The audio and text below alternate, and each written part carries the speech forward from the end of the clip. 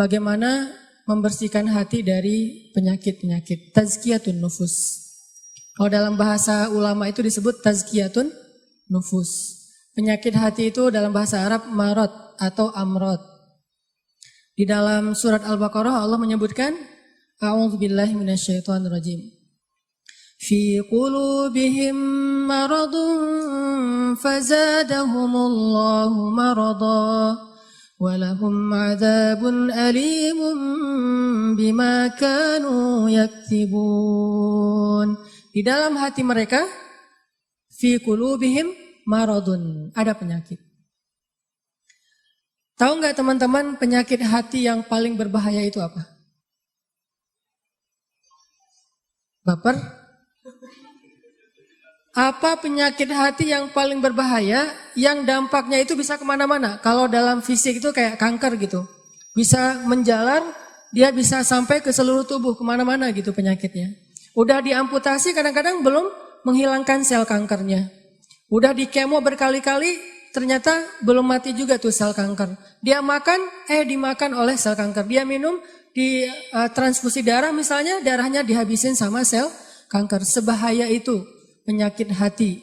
Apa penyakit hati yang paling bahaya? Cinta terhadap dunia. Dengki. Penyakit hati yang paling bahaya itu adalah ragu kepada Allah Subhanahu wa taala. Itulah penyakit yang paling bahaya. Itulah ibu dari semua penyakit hati.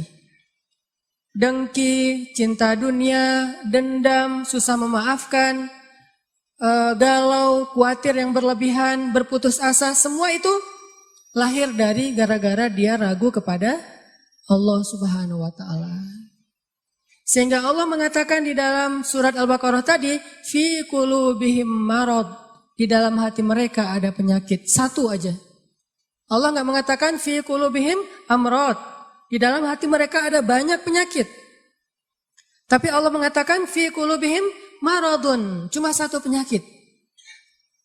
Dalam sebuah konsep tafsir, dalam sebuah pandangan tafsir, marad penyakit apa yang ada di dalam hati mereka? Padahal hatinya banyak, tapi penyakitnya sama, yaitu asyak, raib. Di dalam awal surat Al-Baqarah Allah mention kita Dzalikal kitab la raib. Tidak ada keraguan. Nanti di halaman berikutnya Allah tegaskan lagi. Wa in kuntum fi raibim mimma nazzalna ala abdina fa'tu bisuratin. Kalau kalian masih ragu. Jadi di awal Allah sebutkan bab ragu, di halaman berikutnya ada masalah ragu, di tengah-tengah Allah katakan fi qulubihim marad. Itulah penyakitnya. Sehingga ketika orang ragu kepada Allah, dia akan banyak modusnya. Yang orang kalau ragu sama Allah banyak modus. Bahasa modus dalam surat Al-Baqarah apa? Modus itu dalam surat Al-Baqarah khida. Yukhadi'unallaha walladzina amanu wa ma yakhda'un illa anfusahum wa ma yash'urun. Mereka pakai banyak modus untuk mengelabui Allah Subhanahu wa taala dan orang yang beriman. Padahal mereka hanya membohongi diri mereka sendiri. Penyakitnya karena ragu sama Allah Subhanahu wa taala. Ragu tentang apa? Ragu tentang kebesaran Allah Subhanahu wa taala. Bahwa Allah Maha Kuasa, makanya dia menjadi orang yang gampang khawatir. Khawatir muncul karena dia nggak yakin kepada kekuasaan Allah Subhanahu wa taala. Kalau dia yakin kepada kekuasaan Allah, begitu ada masalah, dia tinggal katakan hasbi Allah, cukup buat saya Allah. Kalau dia yakin kepada Allah, lalu ada masalah, dia hanya mengatakan la haula wala quwata illa billah, maka selesai semua masalah di dalam dirinya. Walaupun mungkin masalahnya belum selesai, tapi dalam hatinya masalah itu udah selesai. Dan itu awal dari kebaikan. Jadi masalahnya adalah kita yakin gak nih sama Allah? Masalahnya adalah gimana cara kita keep the faith, belajar untuk menjaga terus keimanan dan keyakinan kita kepada Allah Subhanahu wa taala. Ini yang menjadi masalah kita dalam hidup. Dulu ketika Doli ditutup di Gang Doli di Surabaya, salah satu kalimat yang keluar dari teman-teman yang ada di sana apa?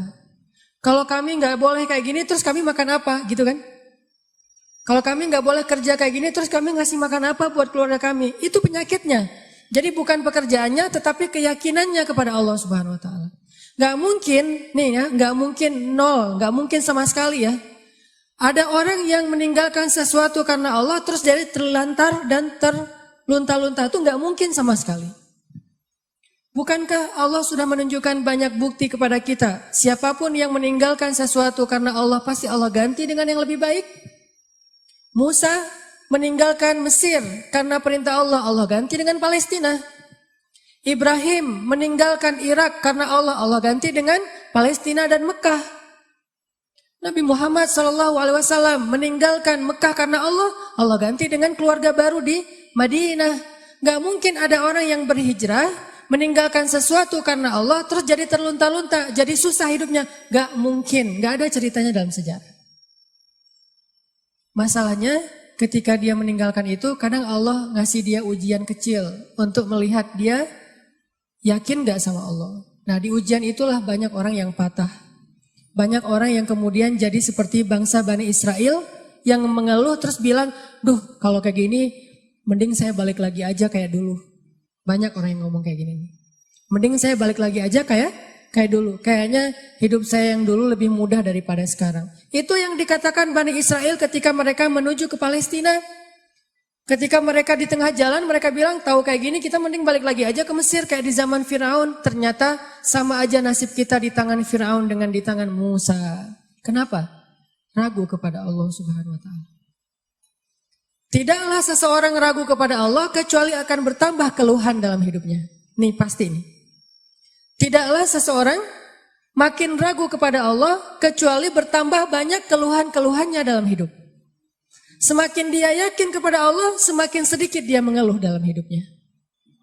Semakin yakin dia kepada Allah, semakin sedikit dia mengeluh dalam hidupnya. Makanya teman-teman, masalah paling besar dalam hidup kita itu, terutama masalah hati adalah ketika kita ragu kepada Allah Subhanahu Wa Taala.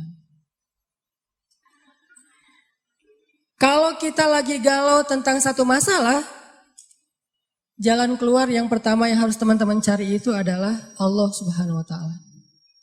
Coba tanya kepada Allah, coba baca ayat-ayat Allah, gimana cara mengobati galau atau masalah di dalam hati kita. Jadi obat hati itu adalah yakin kepada Allah. Dan cara yakin kepada Allah, baca firman-firman Allah Subhanahu Wa Taala. Allah berjanji di dalam banyak ayat untuk bisa menjadi iman, menambah faith, menambah keyakinan di dalam hati kita. Tinggal kita baca aja. Banyak banget ayat-ayat kayak gitu. Teman-teman bisa baca minimal banget teman-teman bisa baca di surat Hud ayat 6. Coba baca surat Hud, surat 11 ayat 6. Ini juga ayat untuk ngecas iman kita. Apa kata Allah di ayat 6 surat Hud? Bismillahirrahmanirrahim. Wa ma min dabbatin fil ardi illa 'ala Allahi rizquha wa ya'lamu mustaqarraha wa mustawda'aha kullun fi kitabim mubin. Gak ada satupun hewan yang melata di muka bumi illa 'alallahi rizquha, kecuali Allah yang menjamin rezeki bagi mereka. Terus kenapa kita khawatir? Kenapa kita galau? Kan Allah yang menjamin, dan jaminan Allah itu sebaik-baik jaminan. Dijamin oleh perusahaan asuransi atau finance, itu aja kita udah yakin gimana dijamin oleh Allah Subhanahu Wa Taala. Kayak ada orang yang ngambil asuransi kesehatan, dia nggak khawatir dengan sakit. Ada orang yang mengambil asuransi kendaraan, dia nggak khawatir kelecet atau terjadi kecelakaan, dirampok atau dicuri kendaraannya. Ada yang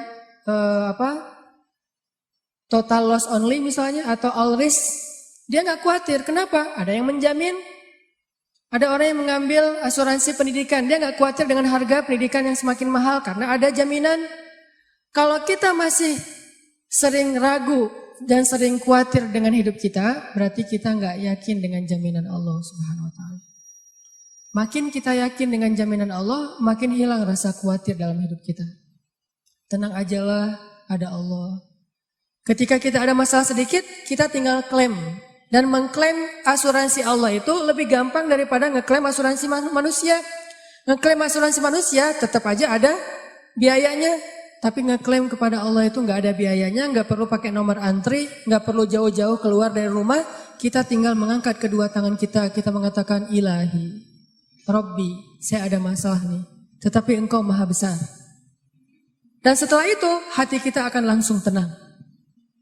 Ini teman-teman, di antara obat terhadap semua penyakit hati itu adalah belajar yakin kepada Allah Subhanahu wa Ta'ala.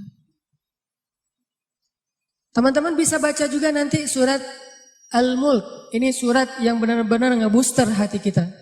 Jadi sesi pertama ini saya pengen sharing.